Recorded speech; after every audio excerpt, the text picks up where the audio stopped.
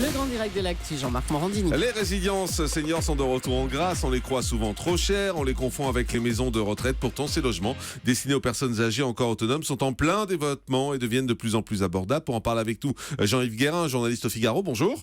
Bonjour Jean-Marc. Merci d'être en direct avec nous ce matin sur Europe 1. D'abord, on va essayer de définir précisément ce que sont ces résidences seniors. Alors, ces résidences seniors, rien à voir effectivement avec les vieilles maisons de retraite, un peu grises. Une résidence senior, c'est quoi ? D'abord, c'est un logement, un studio, mais ça peut aller jusqu'aux 3 pièces, un petit peu aménagé. Il y a une barre pour que vous tombiez pas. C'est éclairé la nuit, pareil, pour éviter de tomber. Et puis, c'est surtout beaucoup de services, parce que les gens qui sont là, ils sont autonomes. Donc, il y a des cours d'aquagym, il y a une bibliothèque, il y a les services évidents, le restaurant, 7 jours sur 7. Ah oui. Il y a des médecins, par exemple, ou pas ? C'est médicalisé ou pas ? Pas toujours, ce n'est pas forcément médicalisé. Vous avez des résidences médicalisées qui s'appellent les EHPAD, qui sont pour les gens beaucoup plus vieux, 85 ans. Là, vous pouvez garder votre propre médecin, par exemple. On peut garder son animal domestique aussi ? Parce qu'il y a beaucoup de personnes âgées qui ont ce problème en général de pouvoir garder l'animal domestique avec lequel elles ont vécu longtemps. Alors, la question c'est, il n'y a pas une réponse, ça dépend des... D'accord, donc chacun fait ce qu'il veut un peu. Il y a des règlements dans chaque maison et chacun fait ce qu'il veut. Voilà, et en fait, pour choisir... c'est un petit peu comme si vous choisissiez votre appartement ou votre maison. Mais on achète ou on loue ? On loue.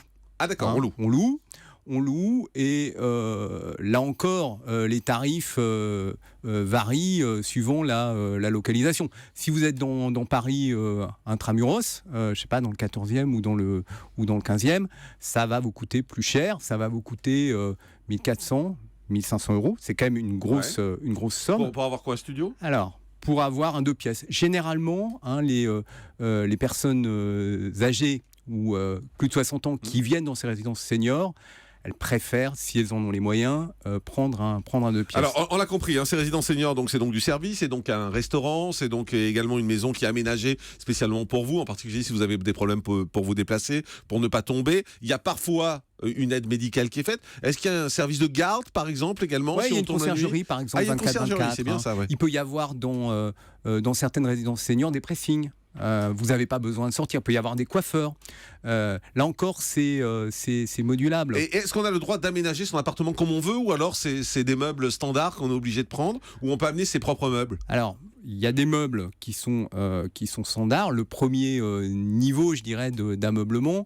Et après, vous pouvez faire votre décoration, mettre vos photos, changer un secrétaire et mettre un petit bureau, etc. Là encore, c'est comme dans la vie avec votre propriétaire. Vous discutez, vous lui dites « je voudrais faire ça ». Et qui est propriétaire de ces résidences seniors ? C'est des grosses sociétés, c'est des grosses boîtes qui développent ça ? Alors, la plupart du temps, ça peut être vous et moi. C'est-à-dire qu'on a voulu placer un peu d'argent dans l'immobilier. On achète ces logements qui sont meublés. Et ça coûte combien ? C'est pour un studio le moins cher, mettons à Colmar ou dans ce genre de petite ville, vous allez tourner autour de 120 000. Et puis si vous voulez un 3 pièces dans Paris, vous allez tourner autour de 300 000 euros. Et le dernier point, pourquoi vous allez faire ça ? Parce que c'est très rentable. C'est-à-dire que c'est une rentabilité de 4%. On s'adresse à qui si on a envie, si on est âgé, qu'on se dit tiens, pourquoi pas aller dans une résidence de ce type ? On trouve ça où ? Sur Internet, sur les réseaux sociaux ? Il y a des exploitants. Oui, vous tapez résidence senior. Il y a des grandes marques, il y a des grandes sociétés ? Il y a des grandes marques, lesquelles ? par exemple Domitis, qui en a plus de 50. Par exemple, les Jardins d'Arcadie, qui développent ça avec Bouygues Immobilier. Par exemple, ICAD, qui est un promoteur immobilier qui en fait. Juste un dernier chiffre quand même, c'est que il y en a 450 aujourd'hui de ces résidences et à l'horizon 2020 on en attend à peu près 1000 parce qu'il y a un gros besoin. Et est-ce qu'on s'achemine dans certains endroits vers des villes, des petites villes en tout cas de personnes âgées, protégées, etc., comme on peut le voir aux États-Unis où c'est quasiment des petites forteresses réservées aux personnes âgées? On s'achemine vers ça en France ou pas? Il y en a quelques-unes. Ça existe déjà? Ouais, à côté de Toulouse par exemple, il y en a une. Maintenant, ça correspond pas trop au modèle français, c'est-à-dire que sans employer un gros mot, c'est très ségrégationniste. Vous Bien voyez, sûr, c'est-à-dire oui, que oui. les vieux avec les vieux. Oui, mais ils sont protégés, il y a tous les services autour d'eux, ils peuvent laisser leur maison ouverte. Voilà, enfin, c'est une autre forme de vie, mais c'est très américain, quoi. Voilà. Merci Jean-Yves Guérin d'avoir été avec nous, journaliste au Figaro, pour nous expliquer ce que sont ces résidences seniors qui sont de plus en plus à la mode. Et vous nous avez cité quelques noms pour avoir des informations complémentaires. Merci d'avoir été avec nous ce matin sur Europe. Dans un instant, le dernier mot de l'actu.